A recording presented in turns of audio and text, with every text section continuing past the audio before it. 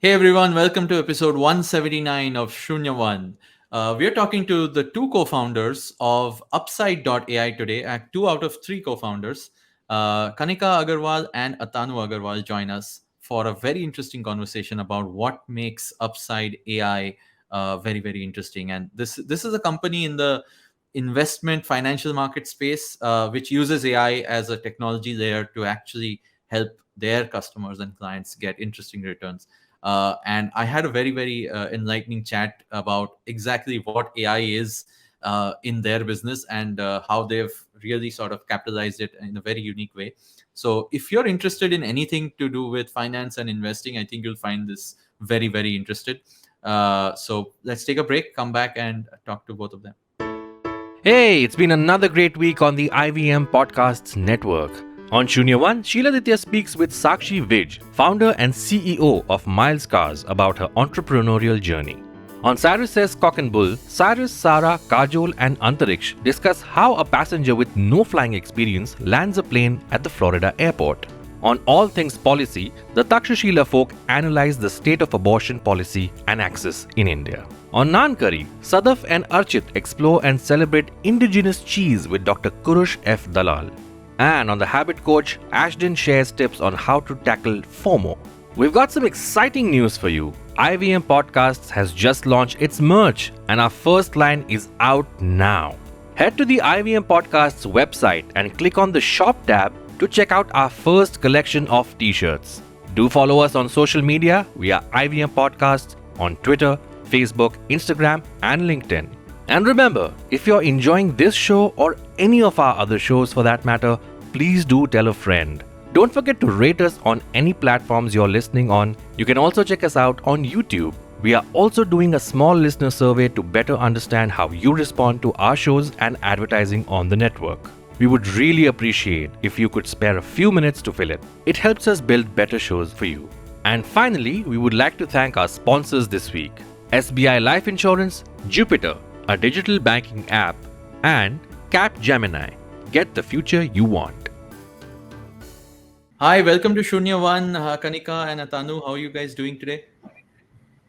All good. Excited to talk to you and answer all the different questions we've been talking about. Same here, Awesome. same And here. Very excited to be this here. is Thank you not for having even us.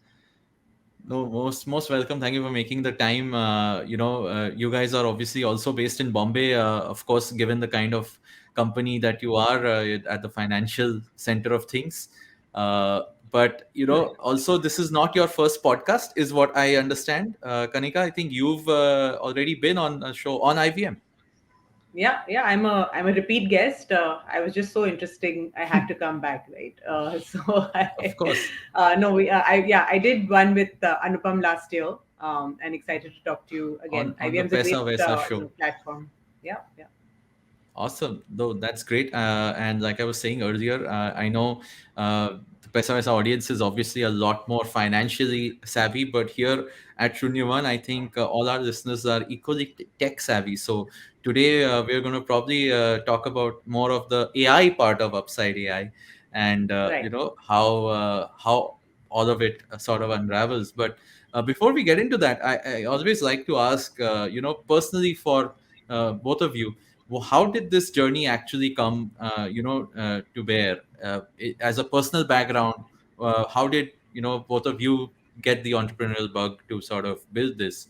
And if you could give us a little bit of backstory. So my background has largely been in finance and investing my whole career. I'm a CA, CFA by training.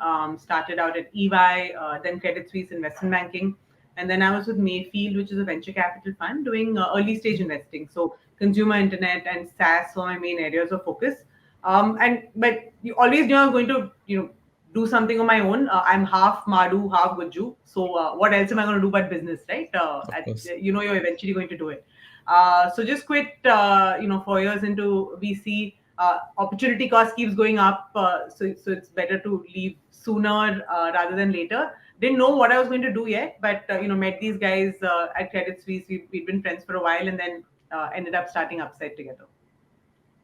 Yeah, with Wonderful. me, it's similar in the sense that I've also spent my entire career in investing. I graduated from IIT Bombay in 2011. IIT Bombay is where I met Nikhil. In fact, Nikhil and I studied for IIT JE together since we're both 15 years old. So Nikhil is our third co-founder, is a very, very close, very old friend. And we happened to go to IIT Bombay together. We were in the same hostel together. And then after IIT Bombay, I was in Credit Suisse in the investment banking team, which is where I met Kanika. Nikhil also coincidentally was in the algo trading team. Not that we're tied at the hip, but it just these things just happen, Of course. you know. And then I was after Credit Suisse. I was in New York for 6-7 years, working for a multi-strategy fund out of there, and I was doing public markets, private markets, US, Europe, India, managing about $1 billion along with the founder CEO of the fund. So it was the two of us in New York managing the capital, and that's so my ambition was slightly different than Kanika's in the sense that I always wanted to have a fund of my own. Right, I wanted to have and manage a pool of capital and sort of do that for a long period of time. I've been a disciple of Benjamin Graham and of course Buffett to some extent after that for a long period of time, and that's what I wanted to make my career Right. in. And I think that's where sort of our paths met, where we decided to start a startup which is in the investing space or the fund management space, right? So that's my journey. And how AI really comes in is Nikhil. Nikhil, again, IIT Bombay, computer science BTech, Credit Suisse on their algo desk, and then he went back to IIT Bombay and did his PhD in machine learning. So he is the AI part of UpsideAI, where he actually wrote every single line of code is written in house. He's actually written it. There's nothing off the shelf we use. So Atanuu actually designed all of the products, and then they were all sort of coded by Nikhil, and then that's how. Of course. Yeah, my next question was going to be, both of you are definitely the upside, so someone else is adding to the AI. But Hope so. Correct. And that's how it is with starting up, right? A lot of it is, so much of it is serendipity, because you meet each other at the right time. Nikhil was finishing up his PhD, figuring out what he wanted to do. I just quit. He loved investing. So it all, everyone's skills were complementary enough for it to take off. And this was some time back. I think you've guys founded in like 2017, and since then have been building this product up. I'd love to ask why the focus on, let's say, the AI aspect of it, or what exactly is the product. If you could go into a little detail of what the vision was when you formed the product itself. Yeah, I'll take this. So I think the idea was born out of my experience in the US, right? And when you sit out of there, you realize how much of the investing world has moved away from human-driven investing, right? Most of the trading activity in the US is system-driven or rules-driven. The biggest hedge funds in the world are quant funds. The most successful investor of all time is a quant fund, right? And I think to some extent, as with most things, India lags behind the US. And there is, not to say that there isn't tech in investing in India, but it's mainly on the technical side. Someone doing high frequency stuff or arbitrage stuff. No one's really using tech at scale here. And by at scale, I mean using fundamentals where you use company fundamentals and invest, not just trade.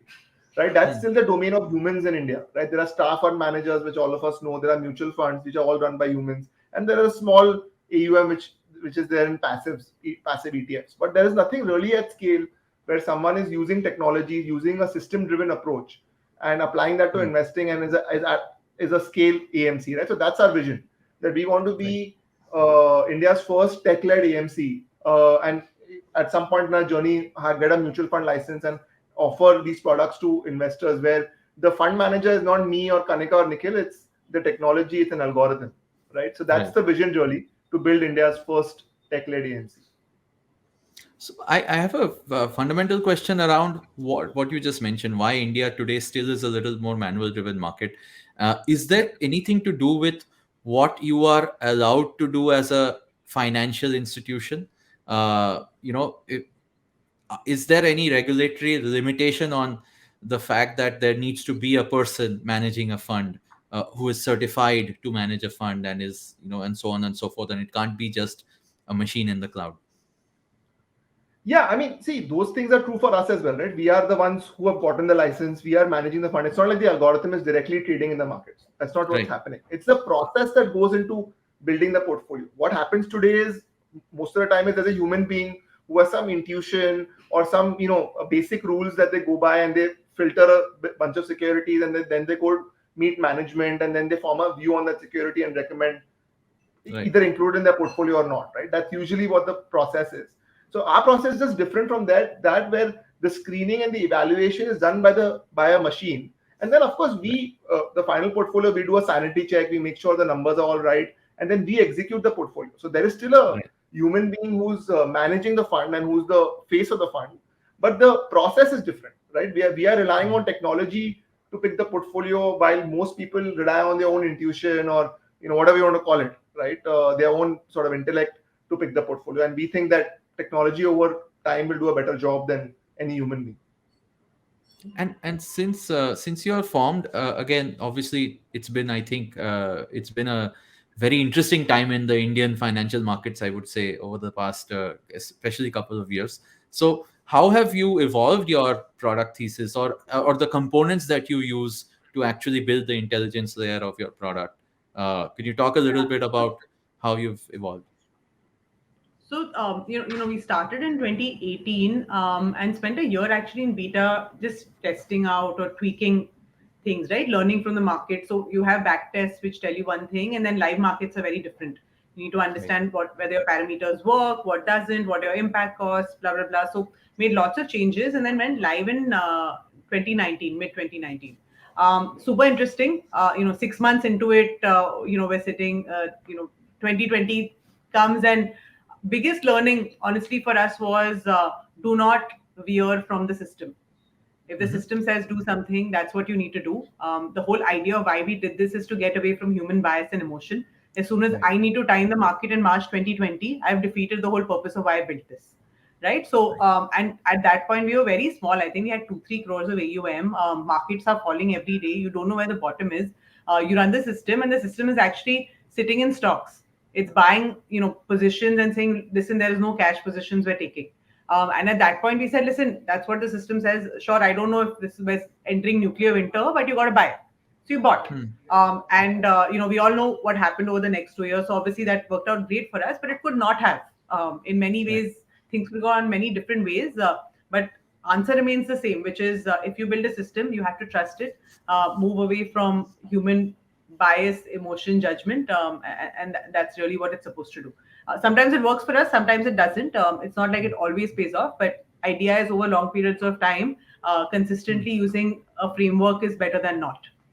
Is the bet we're making.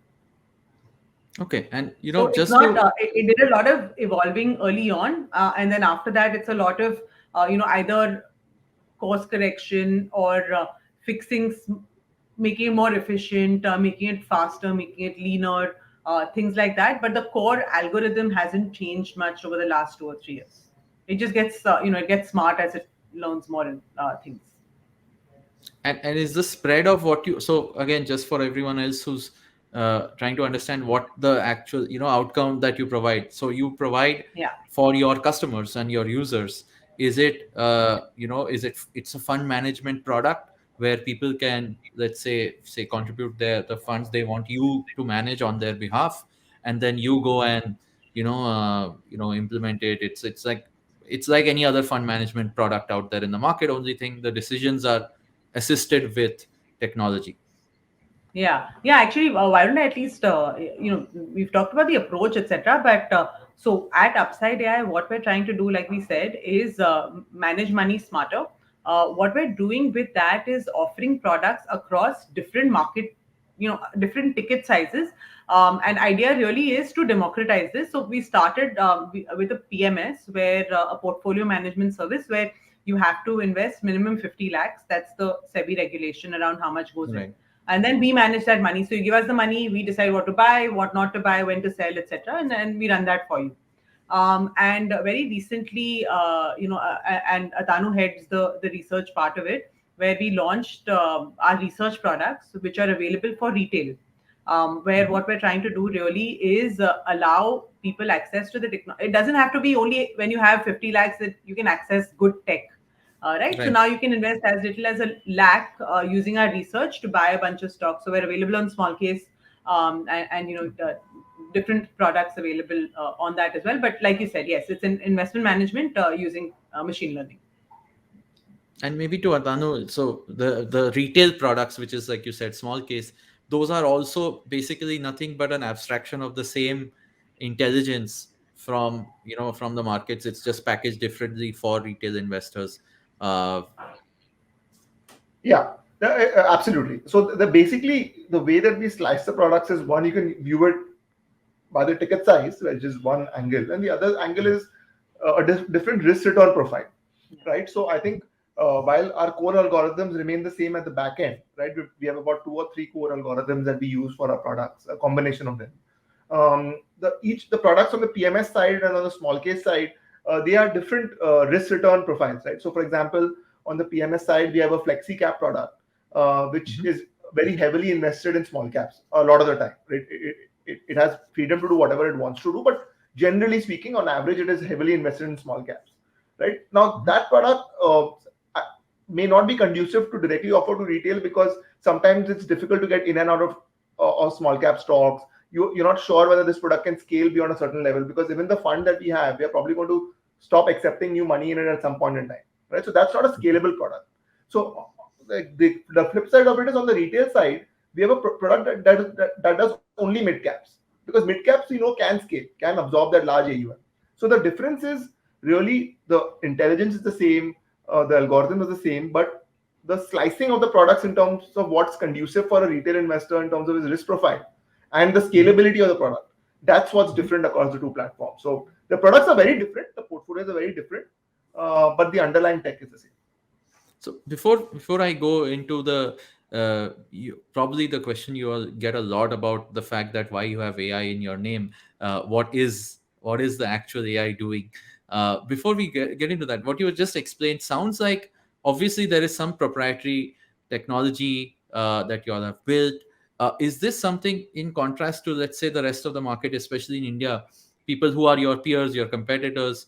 What do you think is your unique, let's say, secret sauce or elements of it at least, which make for your product standing out?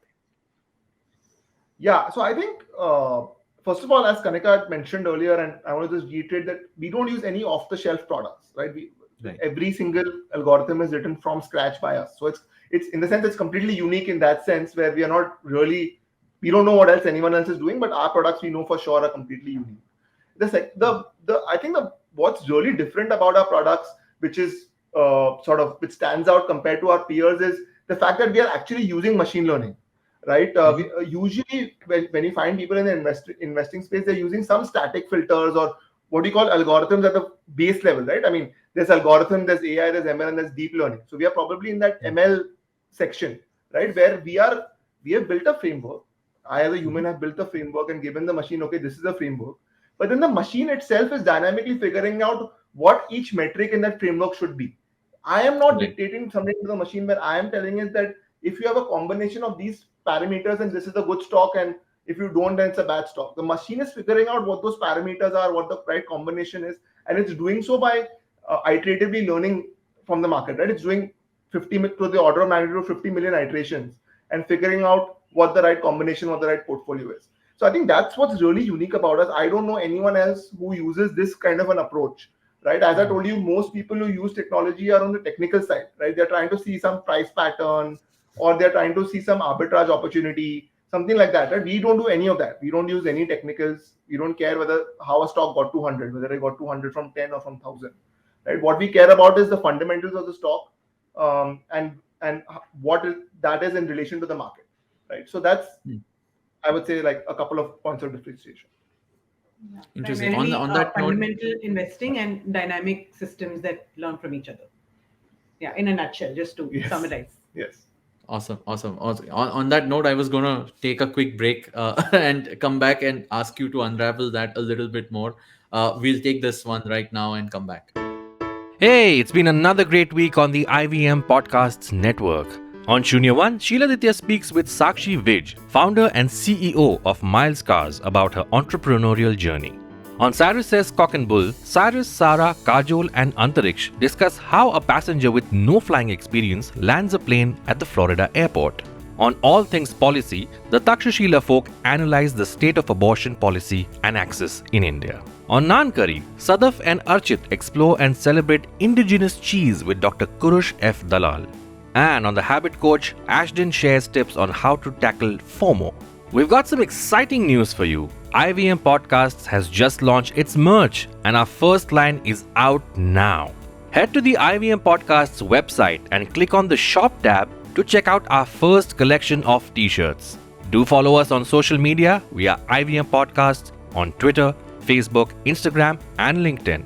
And remember, if you're enjoying this show or any of our other shows for that matter, please do tell a friend. Don't forget to rate us on any platforms you're listening on. You can also check us out on YouTube. We are also doing a small listener survey to better understand how you respond to our shows and advertising on the network. We would really appreciate if you could spare a few minutes to fill it. It helps us build better shows for you. And finally, we would like to thank our sponsors this week: SBI Life Insurance, Jupiter, a digital banking app, and Capgemini. Get the future you want. Hey, welcome back, everyone. We are obviously in conversation with Kanika and Atanuu on UpsideAI, and we were, I think, just starting to hear the AI part of the story itself. So, Kanika, do you want to add to and what Atanuu just said about how your tech is, let's say, a little bit more unique and different from everyone else? Yeah. So maybe we can talk about how one of the systems works, right? So before we went on break, we talked about how we use fundamentals to invest and how we're trying to build things that are dynamic and learn from markets, right? And that's very important because what you should buy today is not the same as what you should buy in March 2020, for example, right? Right. Markets have changed, and therefore the definition of what is fundamentally good has changed, right? So usually what happens with humans is they have a certain investing framework they work with, and that it is what it is, right? They're a value guy or a growth guy or a cement pharma expert, something. So that's the bent with which they buy. For us, what we're saying is, as soon as you have technology, you leverage it to a point where you can be all types of experts and no expert, right?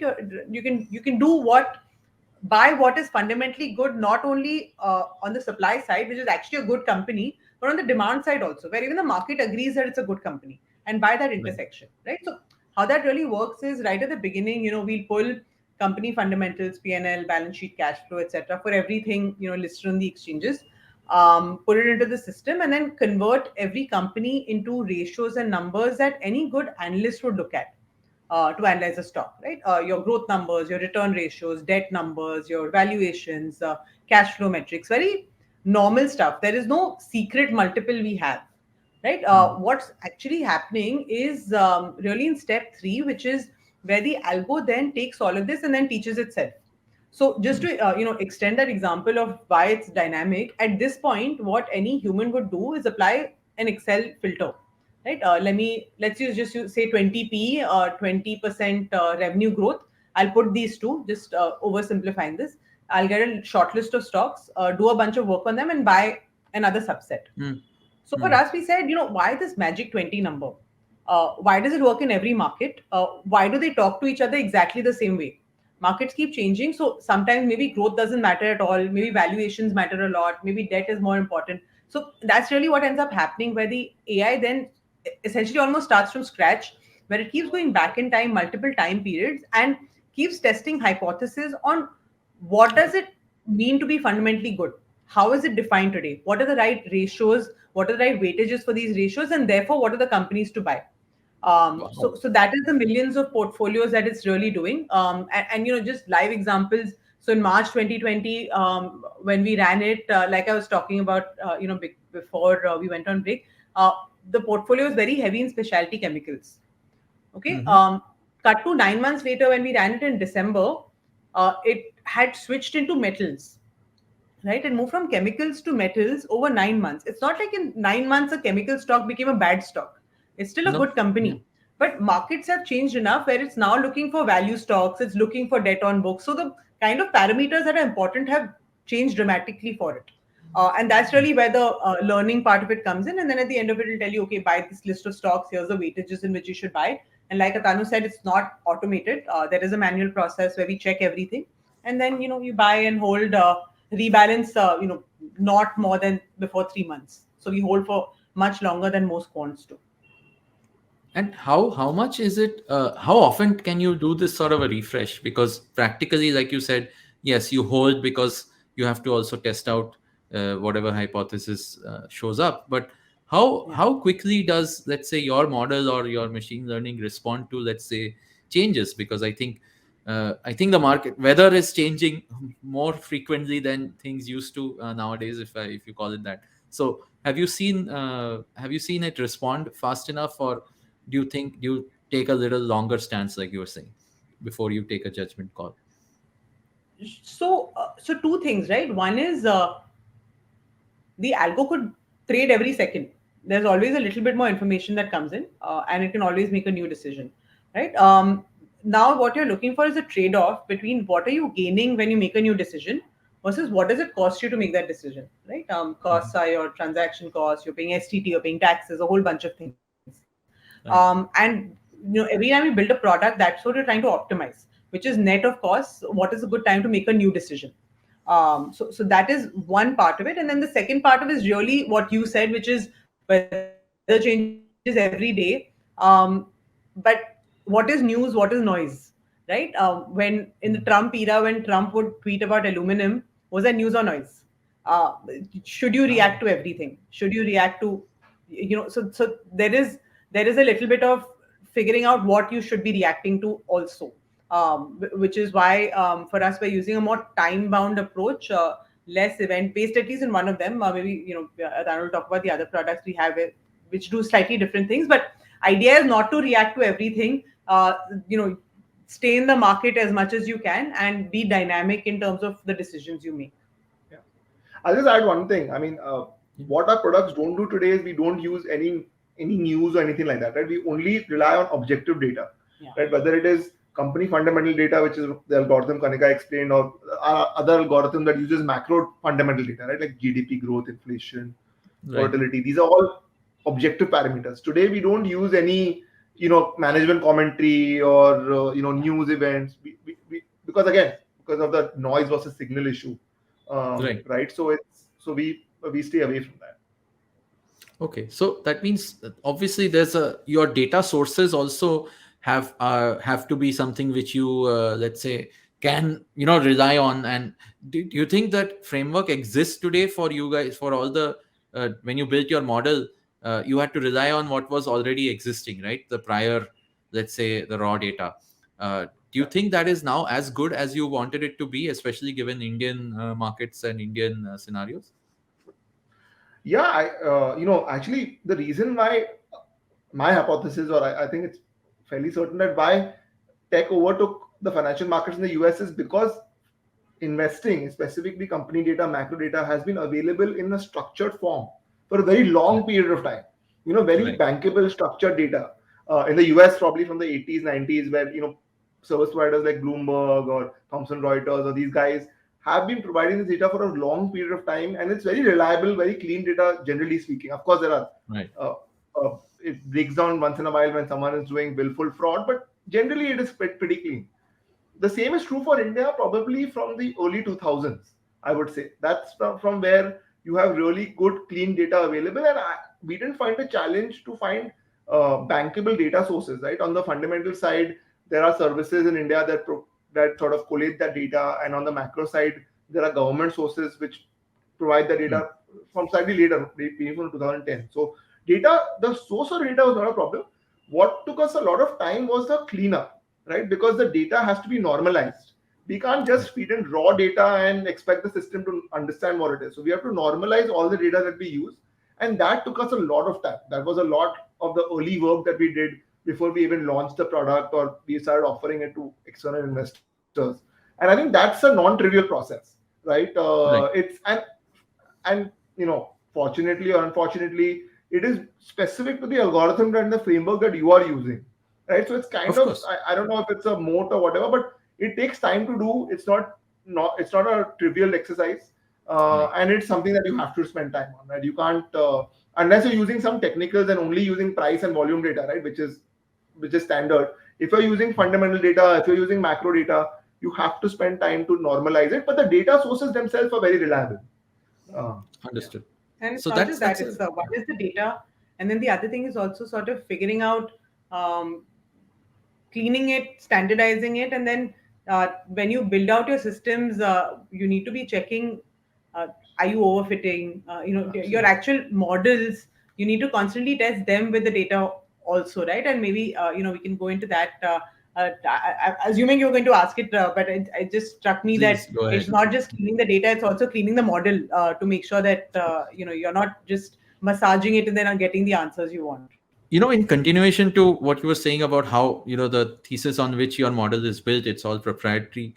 How do you make sure that it isn't doing anything strange? You've mentioned, of course, that you have you have your own overview on things, but how do you keep Yeah, it from uh, let's say deviating going from rogue. too much? Yes, going the AI going rogue, as everyone fears one day will Right. happen. Right. So there's lots. I think that's the one thing that we are the most paranoid about, which is you built this. It's telling you that it's going to do this X return, but is it actually going to do it, right? And how do you test that?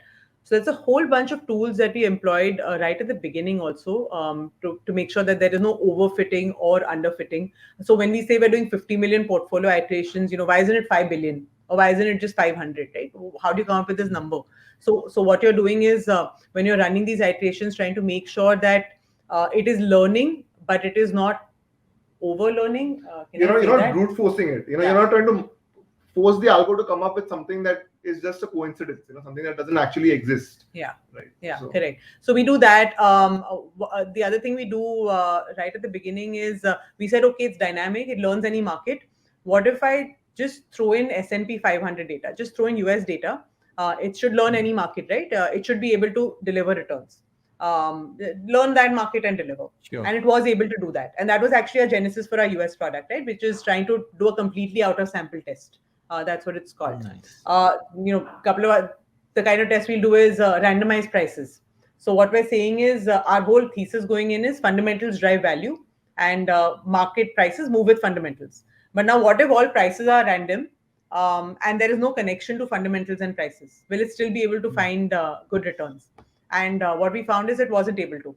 There's no connection. It doesn't know what to learn, right? Yeah. So there's a whole bunch of different kinds of tests like this we keep doing, and same thing when you're deciding to add a parameter, it has to have a statistically significant impact on your numbers. It can't just be okay, throw everything at the wall, yeah. right? So anything else, what else do we do? No, I think you covered a lot of it. I Yeah. mean, it's basically making sure that you're doing something that's Actually value added. replicable. Yeah, replicable in the real world, right? You're not creating something which is fleeting and Yeah. will disappear in sometime when you actually go to implement it. Right? So Yeah. I think that's the end Yeah. objective. No. Correct. So Very, these very. techniques are constant and consistent. Every time we build a product, that's our main source of paranoia, which is, have we actually built something of value, or is it spurious? No, of course. In fact, actually the question I had was, everything as a company, as a product, you obviously had a direction you wanted, as or an outcome or a success criteria that you wanted for your customers and for your investors you work with, which is obviously great, which is obviously more for wealth creation and so on. But what is your, let's say, base vision that you want to stand for? Is it long term, like how in financial companies all have uh, you know a hypothesis which they promise to their investors, saying we are a wealth creation company, or we are a regular investing company, or we are for so on, we stand for this, and so on and so forth. What is it that you guys have built that on, if I ask you, either of you? Yeah, I think the primary promise really is to be unbiased and unemotional in your investing process. So rules based and dynamic. Those are the two pillars on which Upside is built, and that is what we offer our customers. Which is that we will not be. I'm not a fund manager. There's nothing ad hoc that happens, and the rules will keep changing for you as markets keep changing. If we're able to do those two things for our customers well, we'll be able to do long-term wealth creation without that being the main banner on the door. Yeah, and I just want to add something. It'll sound cliched, but I do want to say it. I think we take our roles as fiduciaries very seriously. Yeah, that's true. I think we are extremely conservative on ensuring that we are doing what's best for the client. Stuff like it's been in the news recently about front running and all this, and we've been talking about this for a very long time, that we make sure that there is absolutely no conflict of interest between what we are doing and what's right for the clients, right? So we don't have any personal equity exposure in India outside of these funds. All of our money is invested through the funds, so we eat what we cook, right? Okay. And we make sure again that none of our employees, to the extent that we can control, are doing anything that's harmful to the clients, right? So again, it comes from the point of view of being fiduciaries, building a 20, 25, 30-year journey of building trust with customers, right? So I think that's also a very core part of our vision. No, very nice. Good to know that. In fact, that was going to be another segue to the question. Was like, now that you've built this, obviously you spoke about the technology underlying there. It's evolving. Markets are changing. You're trying to be as dynamic as possible. So, what is your, let's say, long-term outlook? Especially as a startup, I think startups by nature are they think on short-term windows and then evolve very, very quickly. So where do you see your roadmap taking you, both from a market as well as product, if you can share? Market, like we were saying, long-term vision, launch our own mutual funds, manage larger pools of capital, but essentially stay in investment management and use the systems that we talked about. And on the product side, the idea is to be a lot more broad-based. So we started with equity, small caps. Moved on to large mid caps, moved on to an asset allocator, then moved on to products for retail. Now we're launching things in the US markets, for Indians to be able to invest in the US. It's not going to be a menu where there'll be 100 of them, but just if you're going to give me 100 rupees, can I in good faith actually diversify it reasonably well for you just using my products? So can I get 100% share of wallet for you without you having insane exposure to only one thing or only one sector? That's really how we're thinking about building products. So nothing overlaps. Everything we do is differentiated from each other also at a product level. Very nice. And you said not just the Indian market but also international markets. What is your and that's a space which, Atanu, I think you mentioned, that is already used to using technologies like this at a very fundamental level. I mean, it's one AI against the other almost. If you think Battle of about the it. AIs, correct. So how is it? Yeah. How do you aim to sort of go there with the learnings that you have so far? Yeah.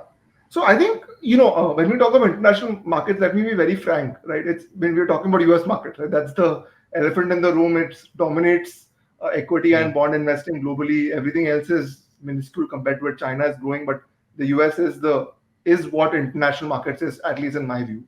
When you talk about the US market, I think we are not looking to compete with the hedge funds, right? We are not building products which are esoteric in any way or super, looking to maximize, do thousands of trades a minute, which is what some of these funds do, and aim to deliver outsized returns, 40, 50% returns. That's not what we're trying to do.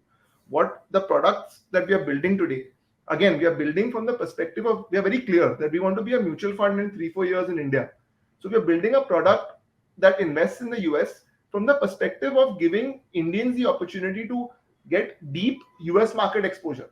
Because what we have found is that today, if as an Indian resident, you want to look at your options to invest in the US, you will find that most mutual funds are overexposed to one part of the US market, which is the tech, right? Because either they're doing ETFs, right, which mimic the S&P 500 or the Nasdaq 100, or they are directly investing in these 10, 15 high-profile tech names, and which is great. I mean, tech is going to be a dominant sector going forward, but the US is a lot more than that. The US has the biggest consumer brands in the world. The US is the most innovative and the largest healthcare sector in the world. Right? None of the funds, I feel, are offering deep US market exposure where they're taking part in some very democratic, lucrative themes going forward. Right? So we are building a product that does that, right? Where we give an investor access to these themes which they won't get today, and with the objective of delivering very 5 to 10% alpha over the long-term US return, right? Which will be a very attractive Indian return if you add on the rupee depreciation to it, right? So that's our aim. So we are not trying to compete with the hedge funds. We're not building a product like that. We're not trying to do something very complicated. We're trying to build something simple, something that we can put in a mutual fund, and something that's really beneficial to a Indian customer's share of wallet. On another no, another point to that is, given that the Indian market or the Indian investor market, right, is something which has grown dramatically, as we know, over the past 2 years since the pandemic. I think a lot more people have gotten into equity investing, investing in markets in general. Has that shaped your, let's say, product offerings? Have you, or when you started out, you probably anticipated a certain kind of customer in 2019 to a lot wholly different addressable market of customers, if you think about it. So what's your change in view on that? Yeah, so you're absolutely right, which is why we even launched small cases so early, right? We our plan was to stay within the HNI segment where you invest minimum 50 lakhs for a while, and once you have scale, then go retail. But what we realized is market is evolving so quickly. If you don't start learning today what consumers or what your retail investors want, how they behave, what are they buying, what are they selling, you'll just sort of you'll always be playing catch up, which is why for us we had to start retail much earlier. And also, of course there is the demand side of it as well, but for us a lot of it is making sure that we're able to stay with the market. And that is our biggest learning, which is markets are evolving way quicker. So just like your products, your business strategy also has to be dynamic, where you're able to adapt and change. And similarly, that's the main reason we're doing US is because we've been getting a lot of inquiries, or people are saying, how do I get exposure? And we think it's very important for any portfolio to not just sure, you can be in India, you can buy large, mid, small caps, you can buy thematics, blah blah blah, but you're 100% India exposure. You're Yeah. tied to one country, right? So you need to start diversifying at a country level also, currency level also, which is why for everyone should be looking at adding a little bit of US, whether obviously through us would be great, Sure. but if not through us in generally, they should. Yeah, and I just want to add that our view is on the retail side is to experiment, but our focus remains on the PMS side. That is our bread and butter, and that's where most of our energies are focused. The retail side, as Kanika is saying, is we are observing it, right? Seeing how retail behavior evolves, and you don't know, you and I don't know, it might change dramatically if the market falls another Right. 20-30%. Right? We've seen this when in 2007, 2008 market was at its peak. Demat accounts peaked then, and then it took them 10 years again to come back to that peak. Right? We might see Mhm. something similar repeat itself. I'm not saying it will. I don't know. Right? Maybe Right. because the new users are much younger, maybe they have more wherewithal. They will stick by the dip, as people keep Yes. saying, and stick to it. But we have to see. Right? So we are humbly just observing it, trying to participate in the market and learn. Right? Our focus today is the PMS side, and 3 or 4 years from now, when we have a mutual fund, we'll go hard after retail. That's good to know. So, and that means no thoughts on building a, I would say, millennial friendly product like for investors. You definitely want to focus on folks who want long term wealth creation. For sure. Yeah, definitely. And we will come and say, Acha, every day trades, every week trades. We said that's not, just because you're using AI and you shouldn't. So Right. that's not at all philosophy. And it's That's millennial friendly to build a long-term Yeah, wealth product. honestly. We're trying to convince, but yeah, of course. I mean, every market goes through cycles, and we're just in a cycle where people like trading. Yeah. So it's okay. right. All right. That's a good note. To of course conclude this very fascinating chat. I think Kanika and Tanu, for folks who were listening, whether they're millennials or not, if they do want to reach out to you, what's the best place to reach you? Do you want to share like LinkedIn or Twitter or anything else you want to share where people can Yeah. connect with you? So, you can come to our website, upside.ai. You can leave us a WhatsApp. You'll get a bunch of information on there. You can follow us on Twitter. Upside_AI is our handle. We're both on it. Kanika Agarrwal, Atanuu Agarrwal. You can look for us and hear what we have to say some more outside of this. Awesome. Thank you so much for everyone else listening to this show. Of course, wherever you're listening, do leave us a rating or a review and give us some feedback. Of course, you can reach out to the IVM Twitter handle as well, or my own.